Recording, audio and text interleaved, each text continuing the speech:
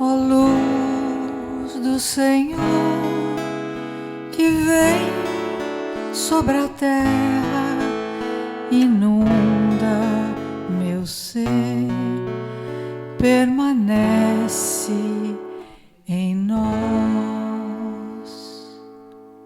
Amém. Nós vamos hoje ler o Evangelho do dia, que está em Mateus, capítulo 16, de 13 a 23. E eu vou ler para vocês. Chegando ao território de Cesareia de Filipe, Jesus perguntou aos seus discípulos: no dizer do povo, quem é o Filho do Homem?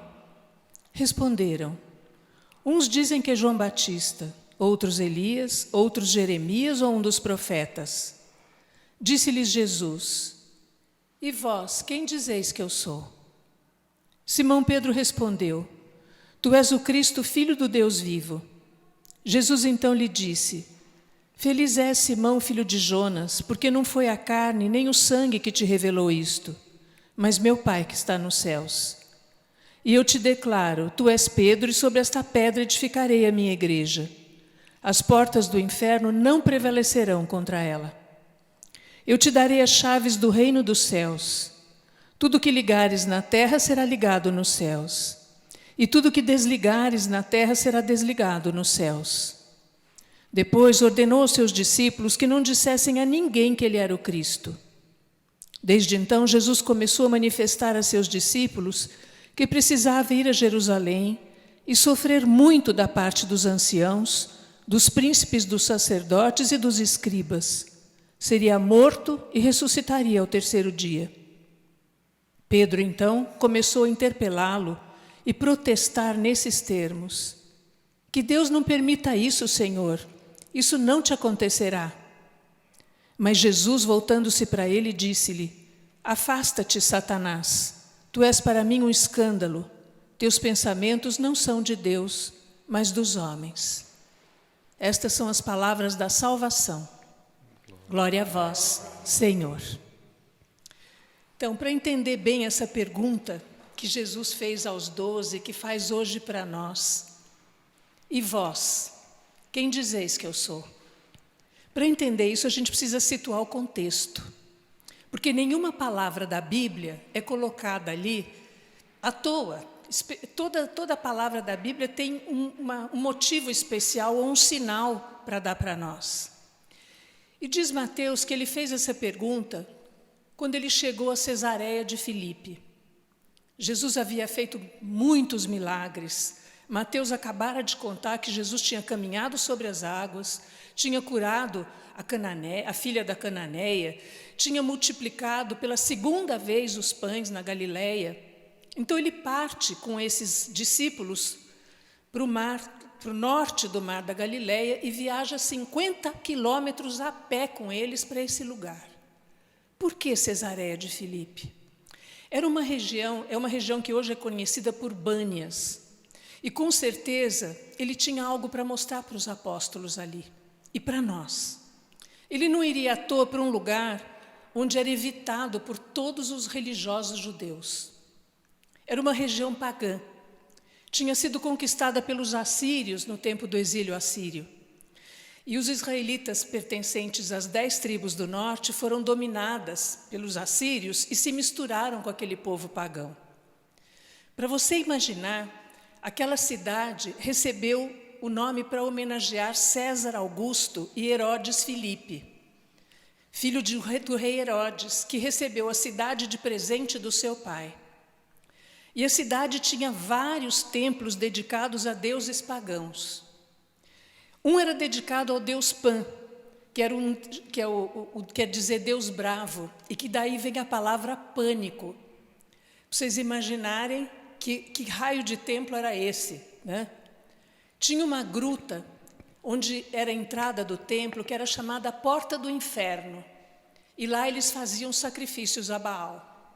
Era o maior centro pagão do território de Israel, com vários templos dedicados a vários deuses. Depois dos assírios, vieram os gregos e os romanos e fizeram outros templos, um para Zeus, outro para a deusa Nêmesis, que era a deusa da vingança, e muitos outros templos. Então, no tempo de Jesus, era um lugar de idolatria. Os pagãos iam nesses templos para oferecer sacrifícios e também porque queriam ser curados. E não eram curados. E os judeus, então, não queriam se misturar com eles. Isaías, no capítulo 8, no versículo 23, ele profetiza esse dia que Jesus vai ali. Ele diz assim: no passado, ele humilhou a terra de Zabulon e Neftali, mas no futuro cobrirá de honras o caminho do mar. Essa cidade também era conhecida como Caminho do Mar. A Transjordânia e o distrito das nações. O povo que andava nas trevas, então, viu uma grande luz. E sobre aqueles que habitavam uma região tenebrosa, resplandeceu uma luz. Então, com esse quadro em mente, imagina Jesus chegando ali com seus discípulos naquele território pagão e eles não entendendo nada do que estava acontecendo. E Jesus pergunta para eles: e vós, quem dizeis que eu sou? A pergunta mais difícil no lugar mais complicado e no mínimo estranha. Porque por que Jesus teria andado 50 quilômetros a pé para ir àquele lugar de idolatria fazer essa pergunta para eles? Mas primeiro ele tinha perguntado: no dizer do povo, quem é o Filho do Homem? E eles responderam: João Batista, Jeremias ou algum dos profetas. E vós, quem dizeis que eu sou? Então, para entender bem essa pergunta de Jesus, nós vamos pensar e entrar dentro do nosso coração. Na verdade, eles não tinham dito, as pessoas não diziam nada de ruim de Jesus. As respostas mostram que Jesus, de certa maneira, correspondia a uma certa expectativa do povo, e também dos próprios judeus, porque pensavam que ele era que poderia ser o Messias, eles estavam esperando o Messias, também esperavam o retorno de Elias, esperavam o retorno de profetas antigos do Antigo Testamento, né?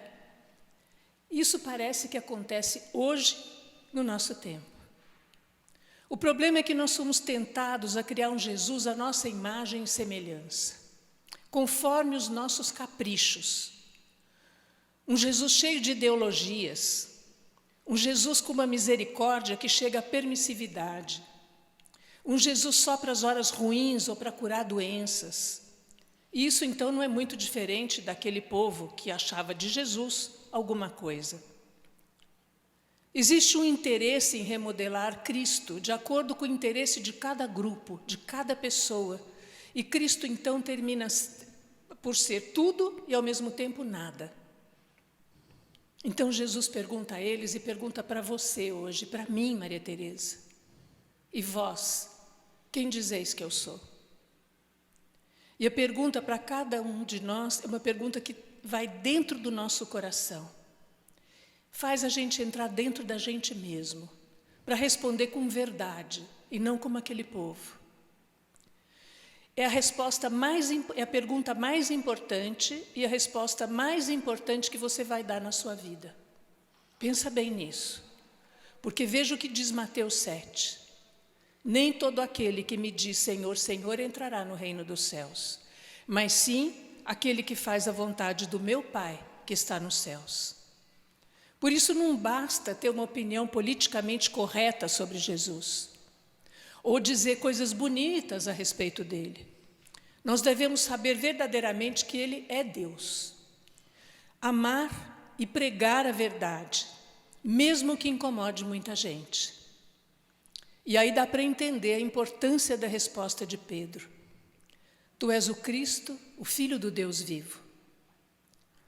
E Jesus responde: feliz és tu, Simão, filho de Jonas, porque não foi a carne nem o sangue que te revelou isso, mas meu Pai que está nos céus. Isso é uma graça. Então agora você vai dizer para você mesma, para você mesmo, fala o teu nome. Feliz és tu, Maria Teresa. Feliz és tu, TJ. Feliz és tu, Ocimar. Porque foi meu Pai que te deu essa graça pelo Espírito Santo. Foi te dado no batismo essa graça de crer. Você não acredita porque você quer, mas porque foi te dada uma graça e você correspondeu. Pedro recebe essa graça e pela primeira vez Jesus é chamado de Cristo, o Filho de Deus. Cristo quer dizer ungido. E Jesus foi mais adiante com Pedro e disse para ele: Tu és Pedro, e sobre essa pedra edificarei a minha igreja, e as portas do inferno não prevalecerão contra ela. Então agora você lembra daquele lugar que ele estava falando isso, que tinha a porta do inferno ali, a entrada do templo. E não prevaleceu, hoje é uma ruína. E assim será por toda a eternidade. A igreja vai prevalecer, embora queiram destruí-la. O Papa vai prevalecer como chefe da igreja, pessoas gostem ou não gostem. Para Jesus não basta uma resposta de quem ouviu falar dele, mas de quem ele é. Ele quer saber a tua resposta, a minha resposta. E veja que em seguida, depois de uma declaração tão cheia do Espírito Santo, Pedro ouve dizer que Jesus ia sofrer e ser morto. E Pedro, então, humanamente, como nós fazemos, diz: Não, que Deus não permita isso, Senhor, isso não vai acontecer. E aí o que Jesus diz para ele? Não é isso que acontece, quer dizer, isso acontece com todos nós. E uma hora eu creio que Ele é Deus, que faz o melhor para mim, e outra hora, quando eu vejo e vivo o sofrimento, eu não quero que aconteça. Mas Jesus responde para Pedro naquele lugar: Afasta-te, Satanás. Tu és para mim um escândalo, teus pensamentos não são de Deus, mas dos homens. Porque Pedro foi tentado naquele momento da dor, naquele momento de imaginar perder Jesus. Então, ali no meio dos ídolos, humanamente Pedro cai. Ele que acabara de receber as chaves dos céus. E a resposta de Jesus derruba todas as nossas falsas expectativas. Se alguém quiser vir após mim, negue-se a si mesmo, tome a sua cruz e siga-me. A lei é exigente no segmento de Jesus. É necessário saber renunciar às coisas do mundo e salvar os verdadeiros valores para salvar a alma. Jesus escolhe a cruz, entrega a sua vida para me salvar, para te salvar. Ele é o caminho, a verdade e a vida. E diz para cada um de nós: segue-me. Em Romanos 10:10, São Paulo nos ensina: é crendo de coração que se obtém a justiça, e é professando com palavras que se chega à salvação. Então é hora de olhar dentro para si mesmo. Quem é Jesus para você? A pergunta é simples, então vamos ser sinceros com Jesus. Responder com a boca é fácil, mas como que você responde com o coração? Pedro fraquejou na hora do medo. Não quer ouvir falar de cruz nem de morte. Também na paixão de Jesus, ele o nega 3 vezes, mas se arrepende, porque sabia no coração que Jesus é o Messias, o Filho do Deus vivo. Os apóstolos eram humanos e fraquejavam como nós, mas quando recebem o Espírito Santo em Pentecostes, eles ficam desassombrados e saem a pregar destemidamente. São perseguidos, presos, martirizados, mas não desistem, porque entendem que Jesus é Deus. É o Filho do Pai eterno que se encarnou e veio ao mundo para nos mostrar o caminho e para nos salvar. Jesus mostra aos discípulos e a nós, naquele lugar tenebroso de idolatria, que não se pode servir a 2 senhores. Alguns ainda hoje, algumas pessoas, conseguem separar a fé do restante das suas vidas. Vêm às vezes no grupo de oração, ou vêm na igreja, mas em casa ou no mundo levam outro tipo de vida. Aderem às ideologias, às práticas abomináveis que o politicamente correto prega, pelo simples fato de querer ser bem visto pelos outros e por medo de ser rejeitados. Algumas pessoas querem que Deus realize os seus gostos, os seus pedidos, e com isso não percebem de verdade que Jesus é Deus e que a vontade dele é soberana e que ele vai nos fazer felizes no final, mesmo que agora passemos por sofrimentos. Paulo, falando aos Romanos, no capítulo 10:16, ele diz: mas não são todos que prestaram ouvidos à boa nova, como dizia Isaías, Senhor, quem acreditou na nossa pregação? E no versículo 21, todo dia estendi minhas mãos a um povo desobediente e teimoso. E fica a pergunta hoje de Jesus para mim e para cada um de nós. E vós, quem dizeis que eu sou? Prova com teu coração, prova com a sua vida diária, prova na tua família. Mesmo que eles não creiam, lembre-se da promessa que Jesus fez lá em Atos dos Apóstolos: crê no Senhor Jesus e será salvo tu e tua família. Crer no Senhor Jesus é a vida com Deus, que deve estar no primeiro lugar, sem restrições na vida da gente. Então Ele vai cuidar de todas as nossas preocupações. E a nossa vida vai ser abençoada e fértil mesmo na dor e no sofrimento. E junto com os apóstolos ali em Cesareia de Filipe, nós possamos escolher a quem queremos servir. Se é Jesus o Filho de Deus ou a Baal. Se é Jesus ou os gurus da internet. Se é Jesus ou o mundo do politicamente correto. A quem quereis servir? E agora vocês em casa e nós também aqui, vamos dar essa resposta para o Senhor, cantando aquela música: Eu e minha casa serviremos ao Senhor.